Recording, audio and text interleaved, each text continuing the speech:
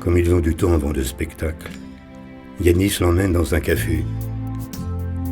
Agnès lui offre l'une de ses photos. Il trouve qu'elle ressemble à une actrice italienne, mais elle n'arrive pas à mettre un visage sur le nom de cette comédienne.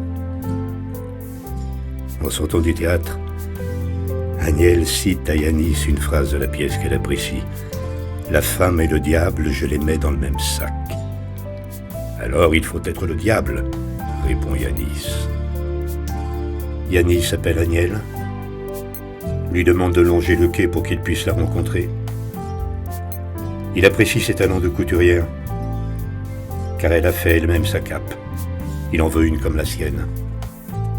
Yanis et Agnès montent les marches du Théâtre National de Brouleville. Elle lui tient le bras et trébuche. « Tu vois, tu ne sais pas marcher.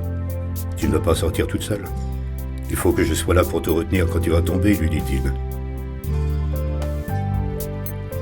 Pour cette soirée, elle a fabriqué une nouvelle robe, cousue main, en la cachant dans le tiroir de son bureau.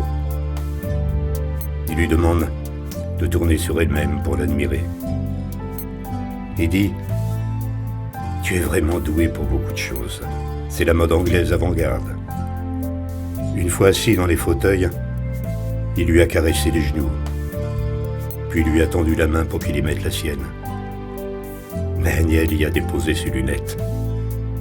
Cela les a fait rire tous les deux.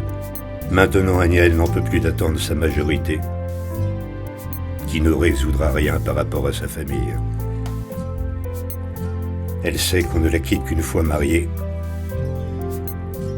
Elle entrevoit une solution, un mariage juste pour être émancipée et s'en aller après avec la bénédiction de ses parents.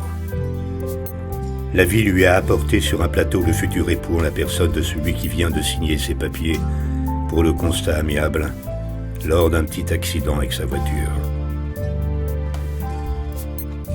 Le dit marié est bien sûr mis au courant de ses volontés et il est d'accord. Théoriquement, il ne l'épouse que pour quelques jours. Ils se rendent service mutuellement. Elle sera émancipée d'office et lui aura une gérante pour sa discothèque. Tout est parfait en apparence, mais il compte bien la faire changer d'avis quand il l'aura initiée à l'amour physique et à la vie commune, car il est tombé amoureux d'elle. Elle a pesé longuement le pour et le contre de cette fausse union, mais sa liberté pèse trop lourd dans la balance, et elle s'apprête à organiser sa mise en scène de noces pour le jour J. Cérémonie, robe blanche, enfants pour tenir la traîne, etc. Agnès vient dire à Yanis qu'elle se marie dans quelques jours afin d'être libre.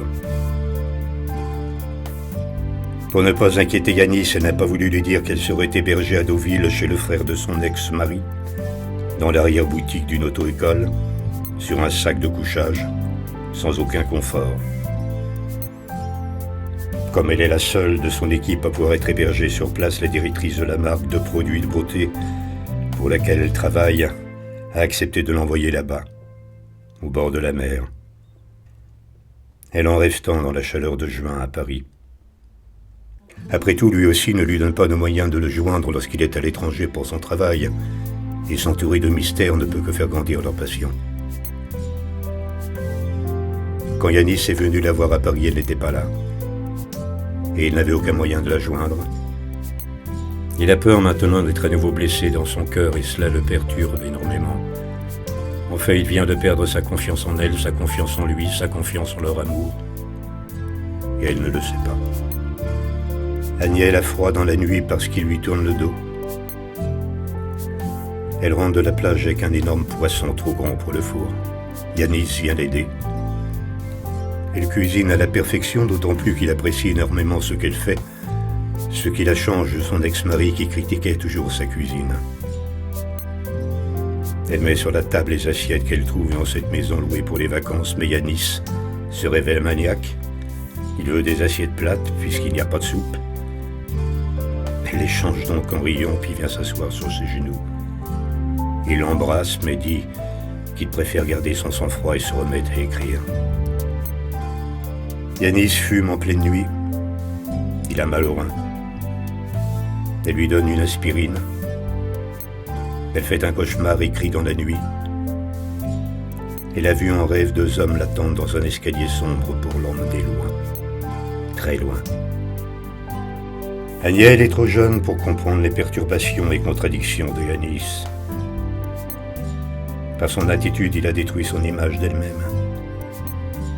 Elle a peur de déprimer loin de lui, de vivre sa vie comme une automate, privée d'amour, désaffectée.